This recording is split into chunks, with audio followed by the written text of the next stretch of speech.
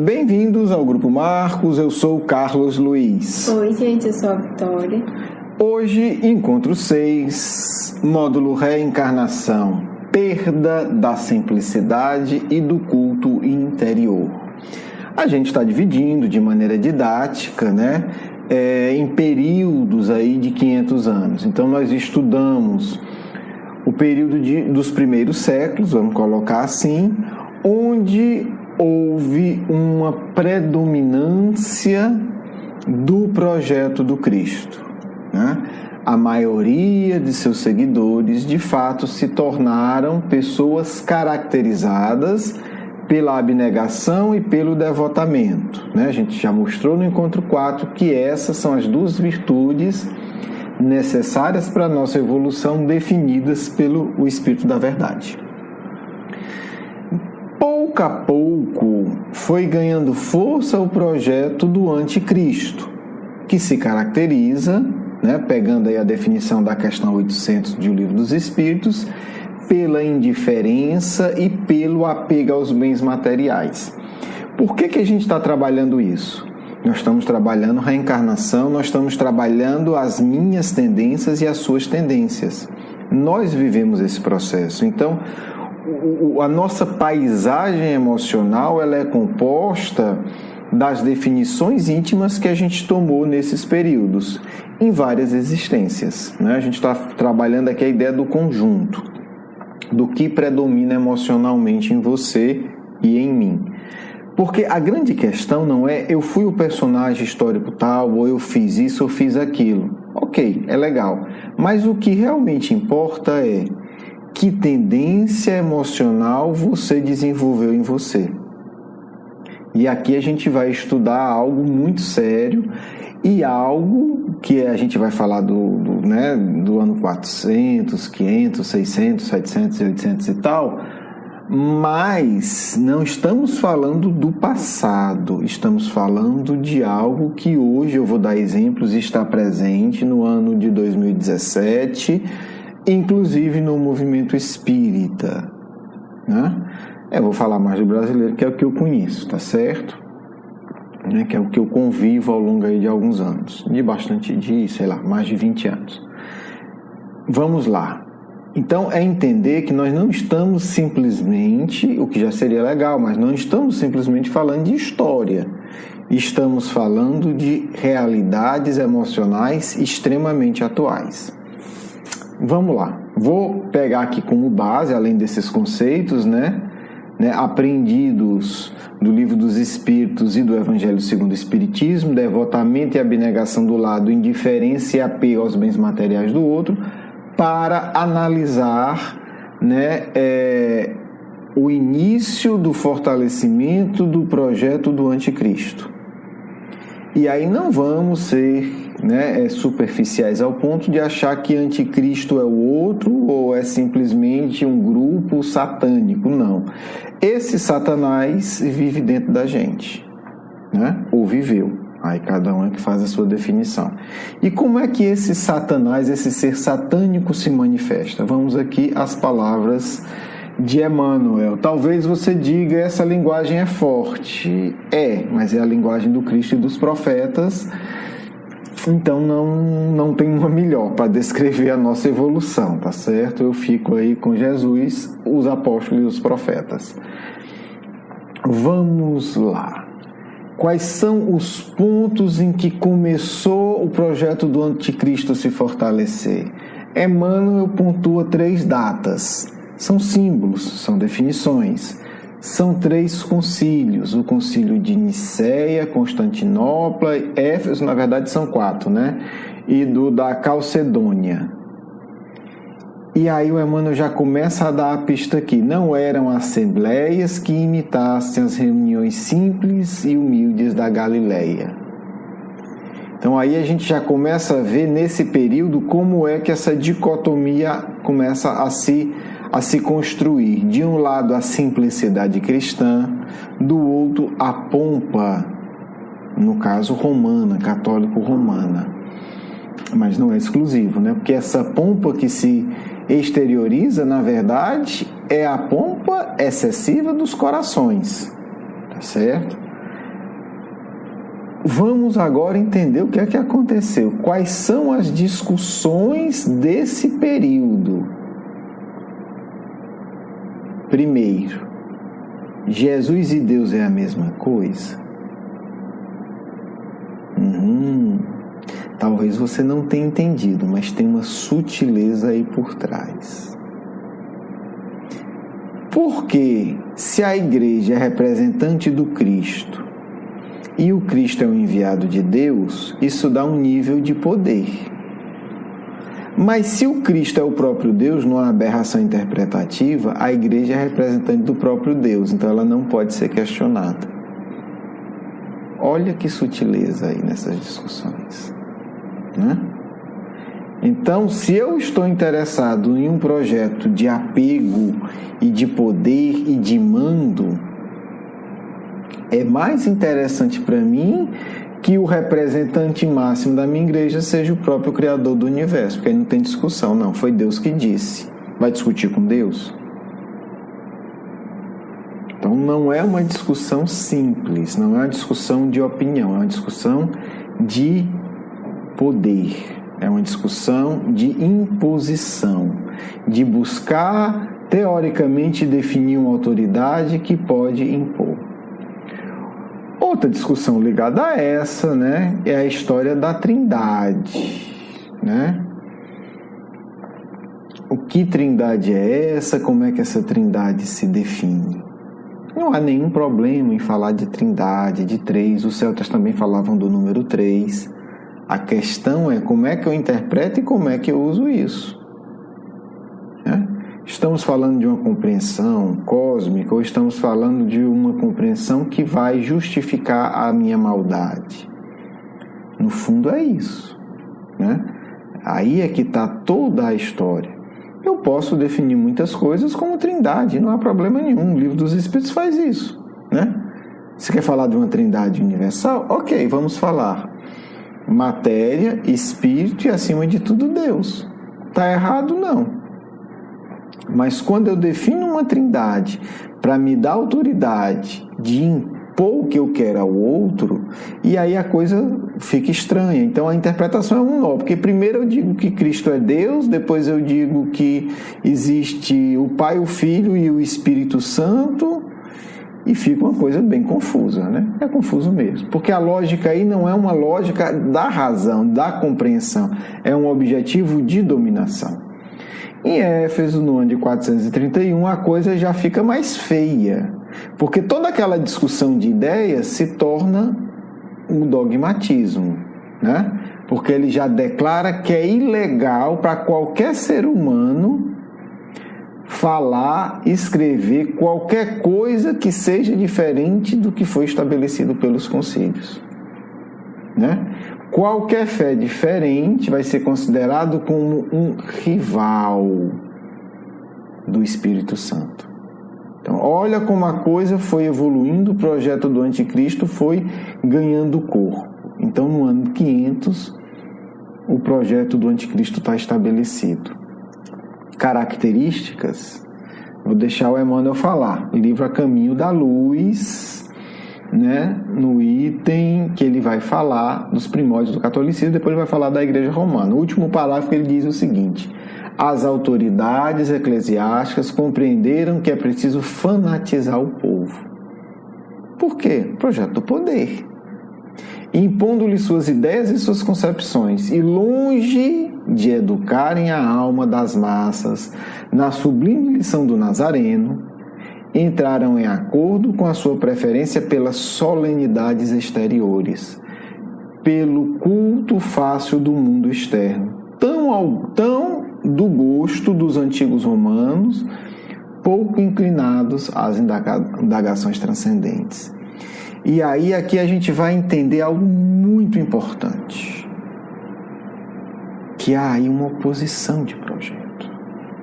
Vamos falar agora da psique humana.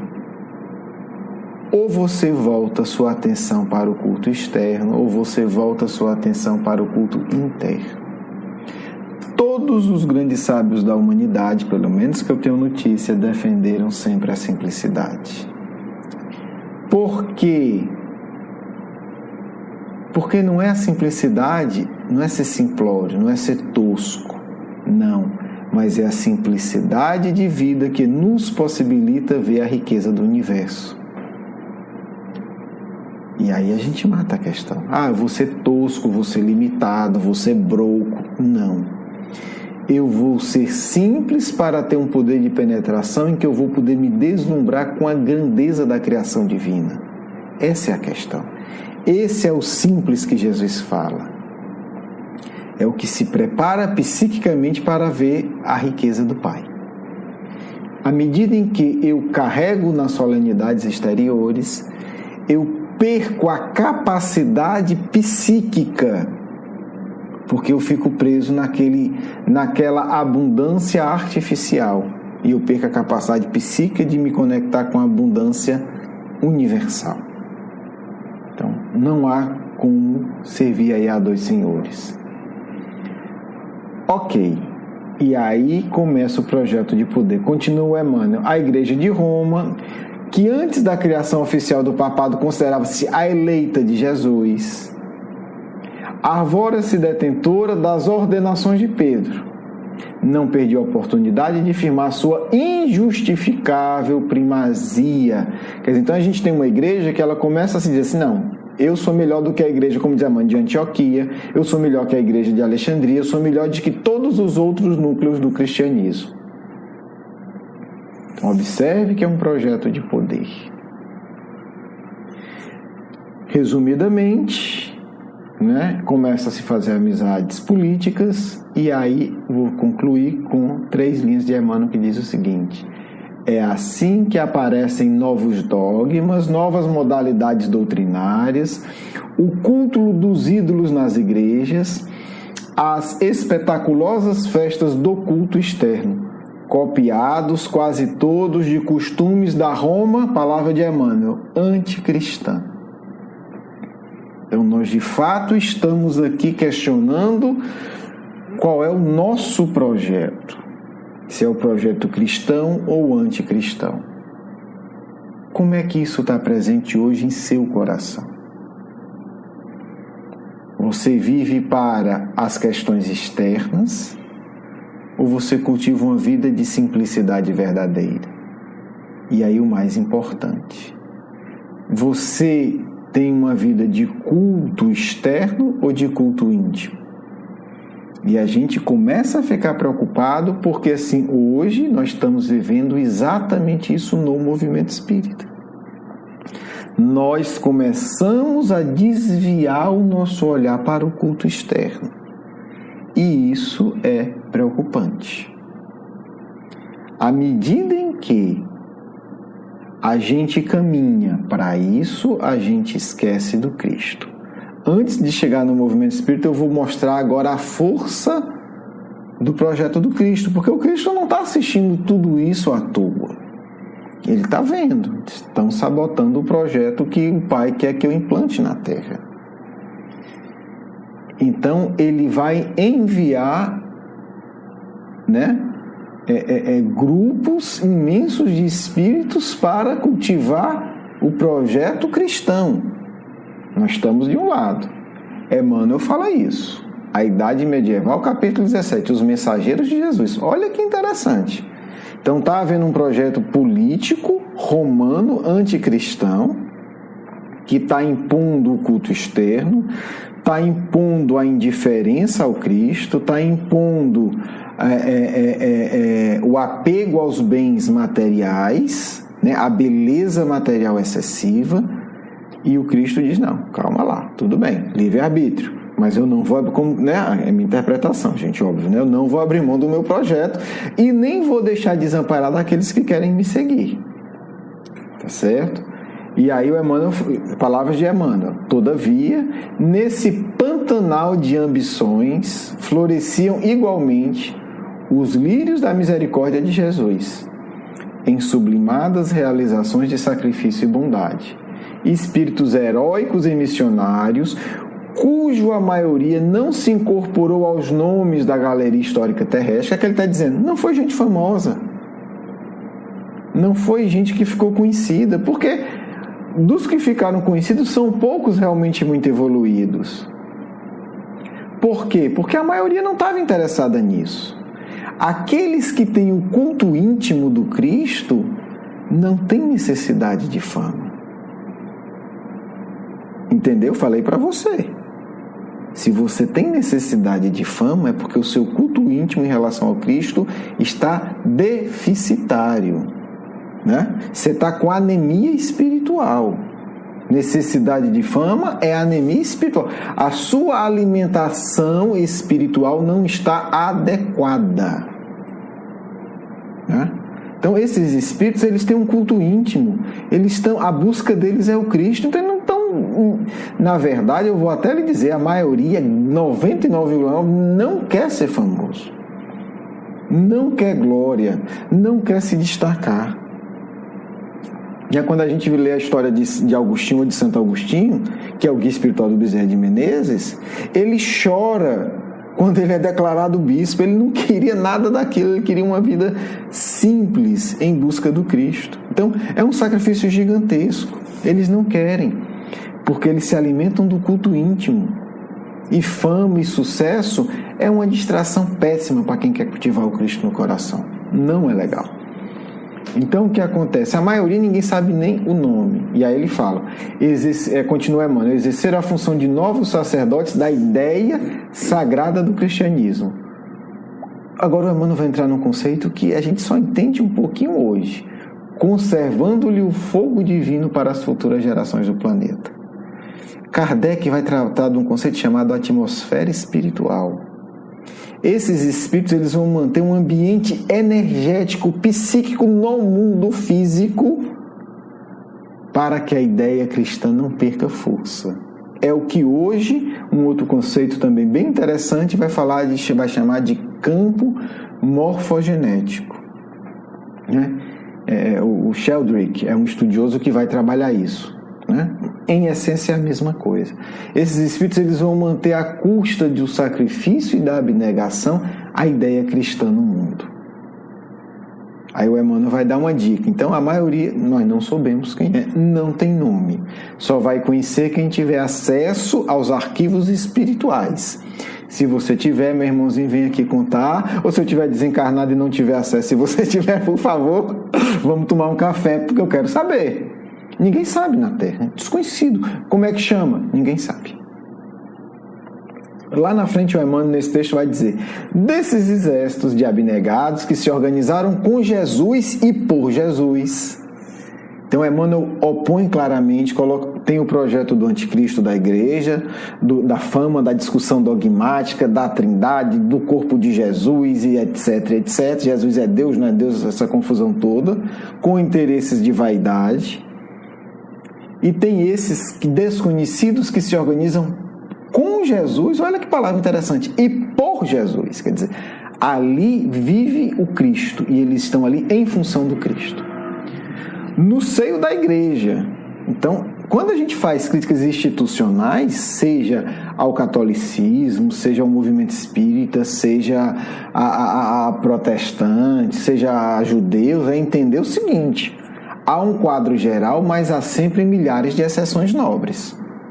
Tá certo? Então, se a igreja ela bancou e desenvolveu esse projeto do anticristo, no seio dela também havia espíritos que trabalhavam com Jesus e por Jesus.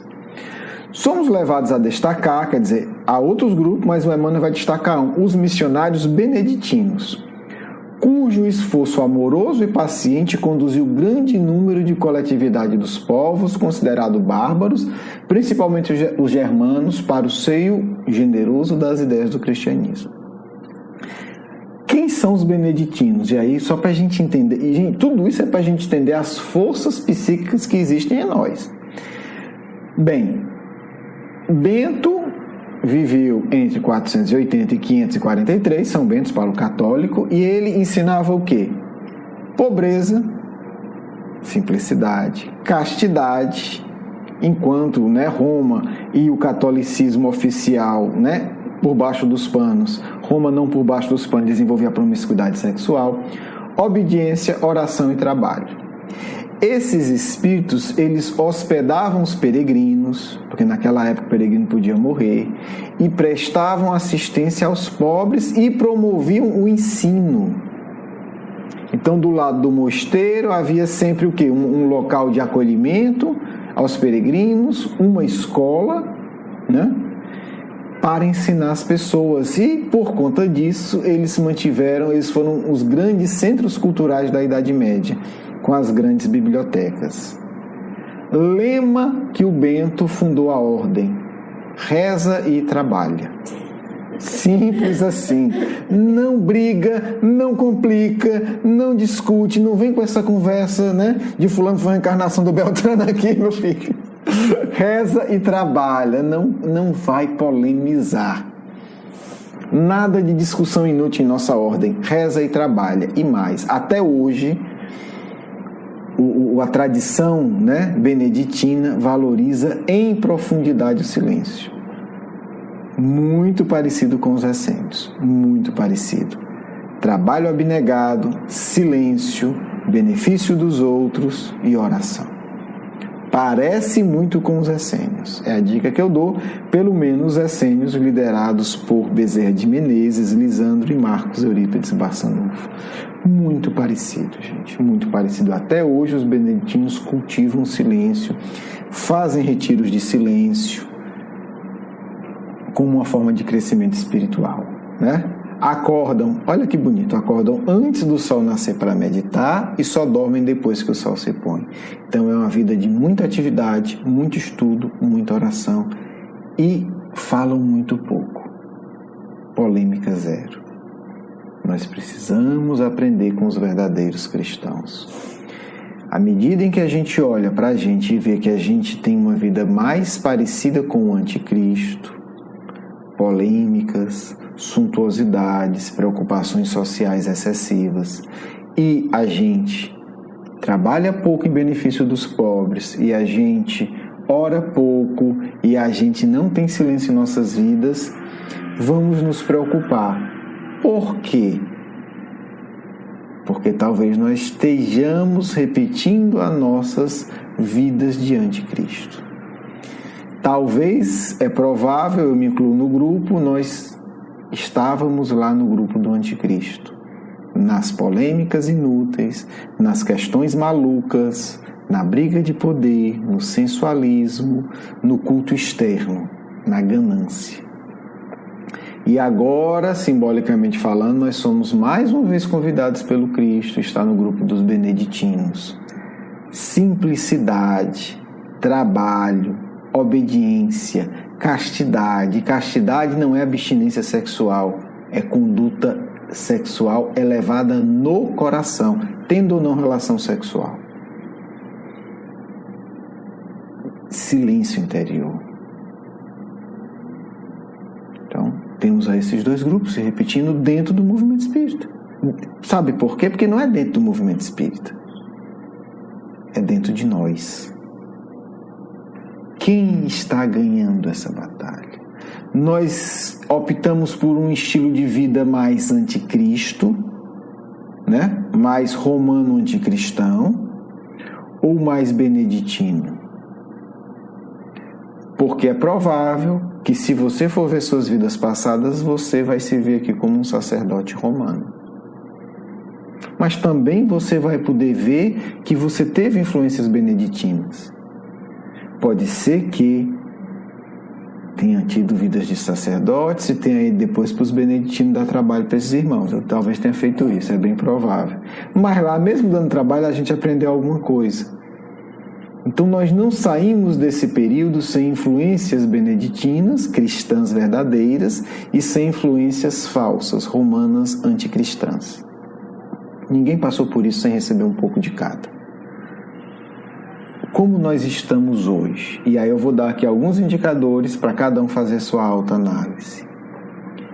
Se você adora palestrantes e médios, você está afiliado ao romano, à Roma anticristã.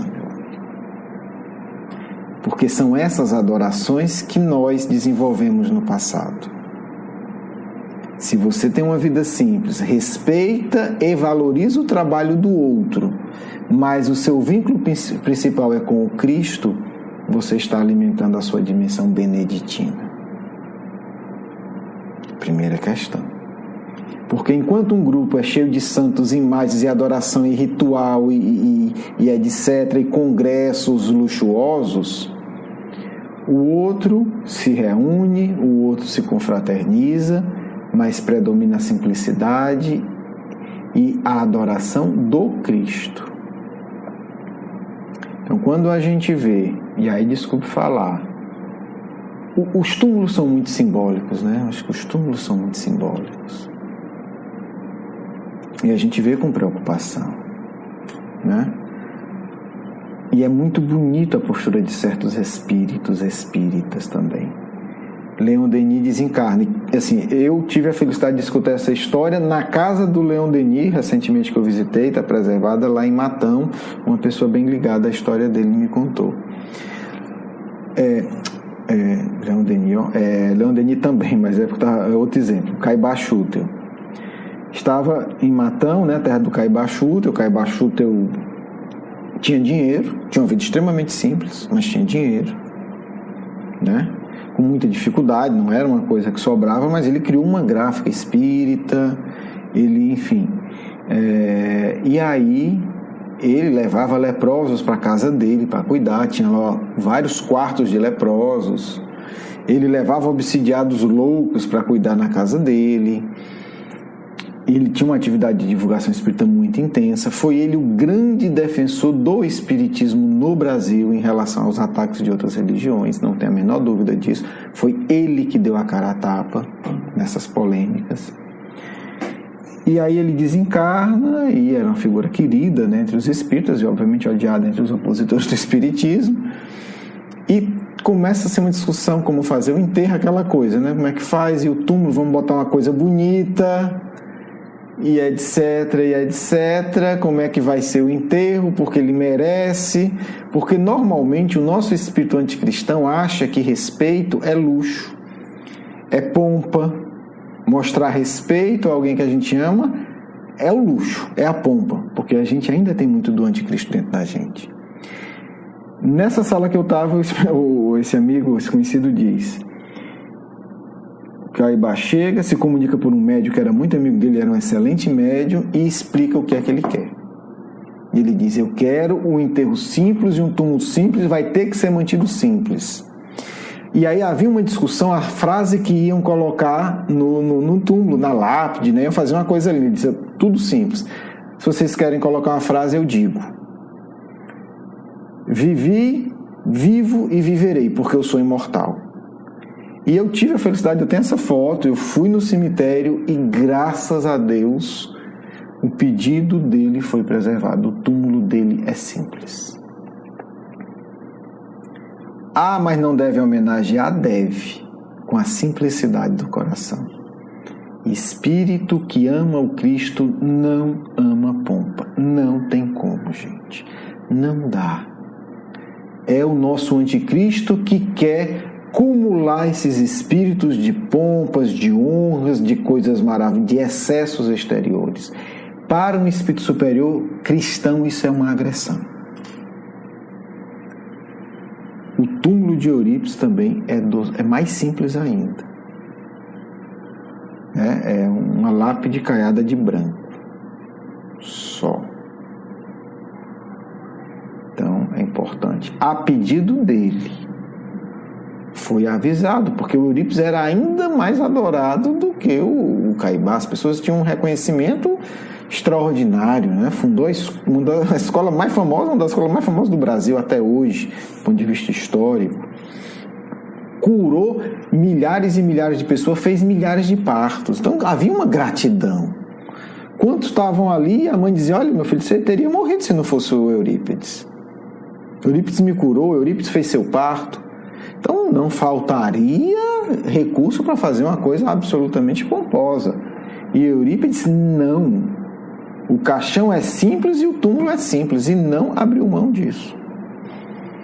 Então é importante a gente entender que há dentro da gente essas duas dimensões, né? Simplicidade não é ser simplório, não é ser sujo, porque o que acontece? O catolicismo romano levou para os dois extremos. A pompa de um lado, e desculpe o termo, a imundície do outro. Né? Então é muito curioso como esses dois extremos se alimentam. Há uma expressão medieval, histórica, que é o odor de santidade. O sujeito passava 20 anos sem tomar banho e ele começava a exalar odor de santidade. Pode pesquisar em qual é. O Cristo é o equilíbrio, é a simplicidade higiênica, limpa. Tá certo? Os beneditinos, os essênios são exemplos disso. E o exemplo mais atual é Eurípides. E ser simples não é querer coisa mal feita. Eurípides, no relógio do Eurípides, era a melhor marca do mundo na época, que era a Ômega. Interessante. Eurípides mandava pegar esqueleto e telescópio na França, porque os do Brasil não eram bons ou não tinham. Mas eu tive a felicidade de visitar Sacramento. A escrivania de Eurípides é uma coisa linda, bem feita, uma madeira bonita, está lá até hoje, dá para usar. Ponto final. Era o que Eurípides tinha. Então, ter coisas boas e simples é a marca desses espíritos. Ponto. Só isso. O que é que Eurípides tinha? Isso. Aí tinha algumas roupas também bonitas. Eurípides se vestia de uma forma bonita. Mas eram poucas e boas. Ponto. Acabou-se. Acabou a riqueza de Eurípides. Então, simplicidade não é ter porcaria. É ser simples. Não tinha mais do que isso. Então, esse espírito cristão vive também dentro da gente. E aí o que se coloca é: estamos alimentando o nosso espírito cristão? Ou estamos polemizando, luxo, polêmica, vaidade, porque fulano disse isso, Beltrano disse aquilo? É os concílios. Você ainda está participando de concílio, meu amigo e minha amiga? É o que eu tenho que perguntar, isso. Você ainda está envolto em polêmica sobre a vida dos outros? É assim que a gente se distancia do Cristo. Você acha mais importante saber da vida dos outros, presente ou passado, do que dedicar o seu culto íntimo em relação ao Cristo? Você acha mais importante estar polemizando do que estar cuidando de quem tem necessidade? Você acha mais importante estar preocupado com a sua aparência, a aparência externa, a decoração do centro espírita, do que ter o espírito de fraternidade? Importante medir isso, é uma medição íntima. O que eu posso dizer é que hoje existem muitos concílios, mas existem muitos grupos beneditinos. A sua filiação, não sei. Um comentário final que eu acho que talvez seja o mais importante do ponto de vista do futuro do Espiritismo. Porque os beneditinos, eles passaram desconhecidos, porque esses espíritos que são cristãos, eles não se prostituem emocionalmente para aparecer. Eles não fazem acordo. Eles preferem 1000 vezes morrer desconhecido do que fazer acordo com os anticristãos para ficar famosos. Porque a gente vê isso. Não, eu vou fazer acordo com fulano porque aí eu fico famoso e a palavra do Cristo, né, vai... Não, quem é cristão disse não, é melhor não ser. Então eles passaram desconhecidos. Hoje nós temos, né, eu vou usar simbolicamente, pelo amor de Deus, novos beneditinos no movimento espírita, e que eles não vão fazer acordos mesquinhos para se tornarem conhecidos. E aí você talvez diga: então ninguém vai nem ver esse povo. Vai. Porque hoje é diferente de antes. Não são necessárias grandes estruturas de poder para se divulgar a palavra do Cristo. Os beneditinos de hoje, eles vão usar a internet, é simples assim. Eles vão poder gravar suas palavras sem fazer acordo mesquinho com ninguém. Eles vão poder falar do Cristo e disponibilizar para milhares de pessoas suas reflexões sem ter que puxar o saco de ninguém que tenha dinheiro. Ah, não, tenho que puxar o saco porque ele é dono de um canal de televisão, porque ele é dono de uma rádio, porque ele é o presidente de uma instituição que tem acesso a Beltrano, que tem acesso a fulano, e eu saio agradando todo mundo para poder ser famoso em nome de divulgar a palavra do Cristo. Cristão real não faz isso. Não fez e não fará nunca. porque isso atraiu Cristo. Mas nós estamos num período espetacular, porque espíritos com a vivência real, com o poder energético real, vão ter os incríveis recursos da internet para divulgar as suas lúcidas reflexões e ensinamentos, sem depender de ninguém. Não há corrupção, porque muitos entraram no pacto do romanismo anticristão com a ilusão de que não, eu vou fazer isso porque aí eu divulgo o Cristo. O Cristo não precisa da sua prostituição espiritual para divulgar as suas lições, porque você se torna um anticristão. Então nós vivemos num período muito bonito, em que todos nós veremos isso nessa encarnação. Vai se multiplicar passo a passo a divulgação espírita pura. Não pura no sentido de imaculada e perfeita, mas pura de coração. E aí nós poderemos escolher. A questão é, a minha preocupação é comigo, e não sei se vocês se preocupam, com quem eu vou sintonizar? Qual grupo eu vou sintonizar? Com espíritas anticristãos que já existem? Ou com os espíritas verdadeiros cristãos que já existem e vão aparecer cada vez mais? Com os polemizadores, burocratas do pensamento do Cristo? Ou com os abnegados verdadeiros? Então, esse período se repete, não tenhamos dúvida. Hoje nós vivemos um ponto em que todos os períodos que a gente está estudando estão juntos. A gente vai ver de tudo. A gente está vendo de tudo.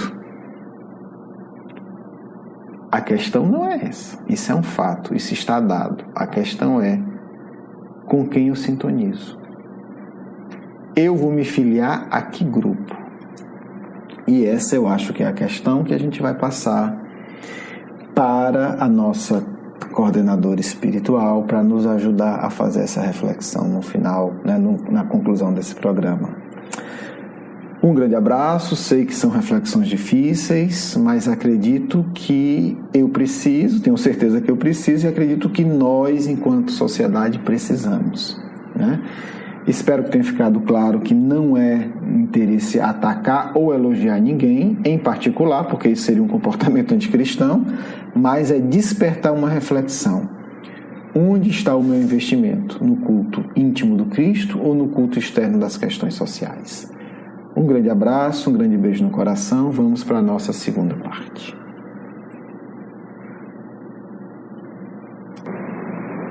Que Jesus seja para nós o mestre e guia em reflexões tão delicadas, pois não almejamos de nenhuma forma atingir corações sofridos, elencar culpas ou mesmo indicar responsáveis e culpados, porque entendemos que todos nós somos necessitados do amparo e da luz do Mestre, para que não nos percamos no caminho que conduz a Deus, ainda tão cheios de abismos e espinhos, gerados por nossa inconsequência do passado. É necessário, ao abordarmos temas tão sensíveis, estar com o coração pacificado, com o pensamento elevado ao mais alto, para que consigamos, sem ter problemas que gerem polêmicas estéreis, esclarecer os corações que pedem e respeitar aqueles que optam temporariamente por acomodar-se ao longo do caminho. Colocamos-nos à disposição para este diálogo. Muito obrigada, amiga Patrícia, pela sua presença hoje. E como primeira pergunta, como podemos sintonizar e nos integrar aos grupos verdadeiramente cristãos da atualidade?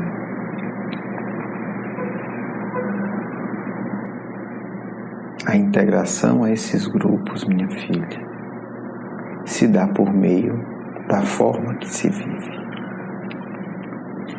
É necessário entender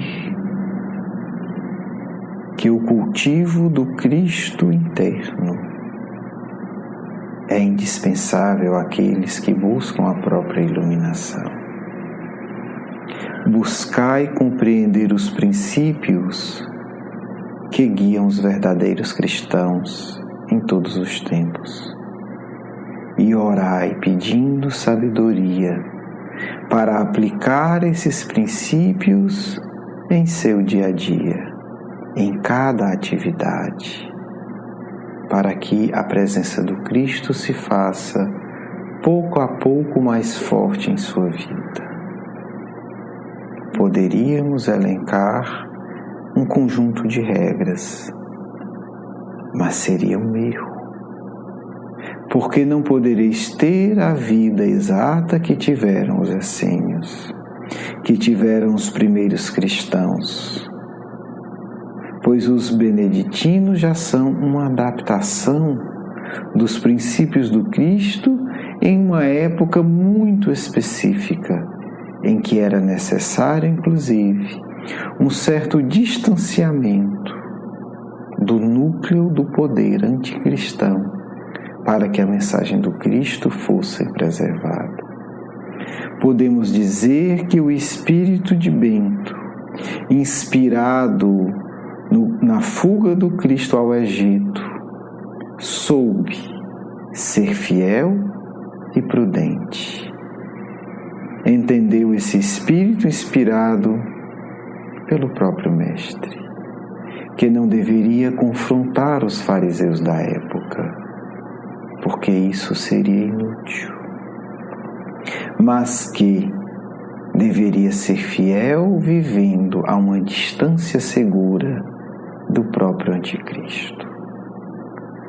Por isso, são regras específicas para um momento histórico específico. Na atualidade, deveis criar as vossas regras específicas, inspiradas nos princípios cristãos. O que é a simplicidade em sua vida? É uma questão a ser dialogada com o Cristo. Não é o extremo da pobreza, não deve ser o extremo do consumo. O que realmente preciso para a vida? Preciso desse computador de avançada tecnologia para a minha profissão. Não há problema. É correto.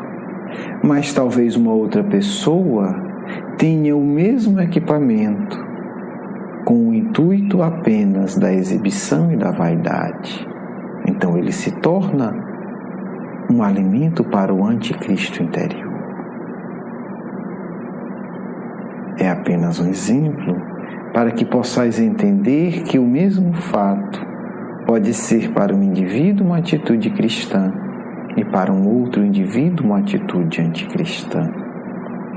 Por isso, a oração diária, o silêncio verdadeiro cultivado continuadamente, é indispensável para que você consiga ter lucidez em como se tornar um verdadeiro cristão no século XXI.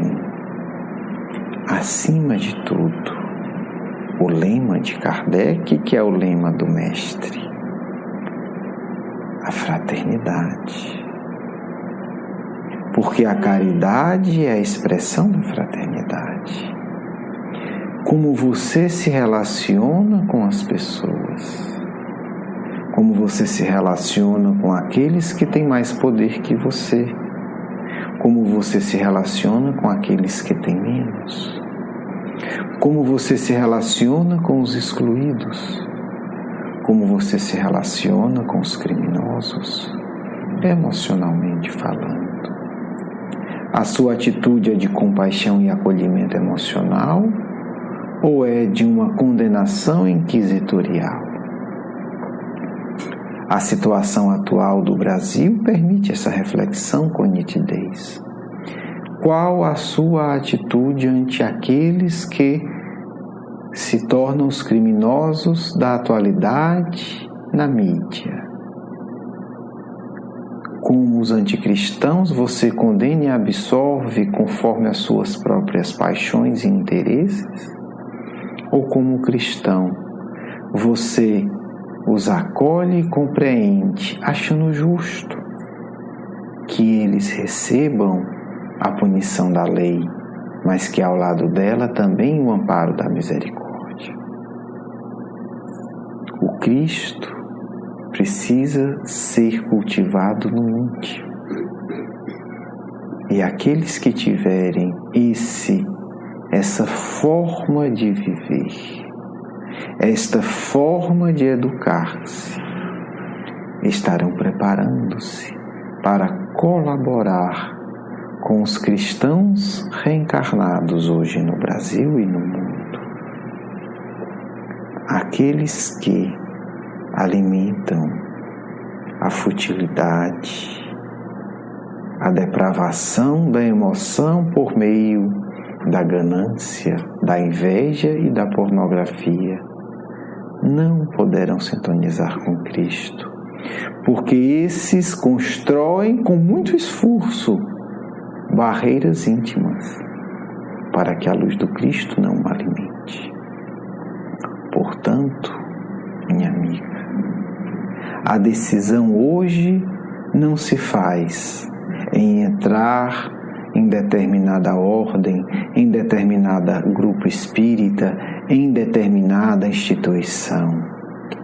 Hoje, caberá ao indivíduo refletir sinceramente sobre os valores do Cristo, com uma atitude de abnegação e devoção, e ele ser o responsável de criar as próprias regras da sua ordem interior, do seu mosteiro íntimo, do seu grupamento emocional que vive em seu coração. Nas palavras antigas, caberá a ele criar a liturgia e a cerimônia do seu templo interno. Quais as minhas regras? Quais os meus rituais diários? Quais os meus valores e como eu os coloco em prática na minha vida? Consequentemente, espero que tenhais entendido. Cabe a você, mergulhando-se nas Escrituras e no pensamento do Cristo, iluminando-se com a doutrina estruturada por Allan Kardec, criar as próprias regras diárias da sua vida, os seus momentos de devoção à pobreza, de silêncio, de prece, de meditação, de estudo e de devoção. E caberá a você elencar as renúncias que você precisa para que você se torne do grupamento dos verdadeiros cristãos. Caberá a você, compreendendo o seu planejamento reencarnatório, adequar sua vida para sintonizar com Cristo.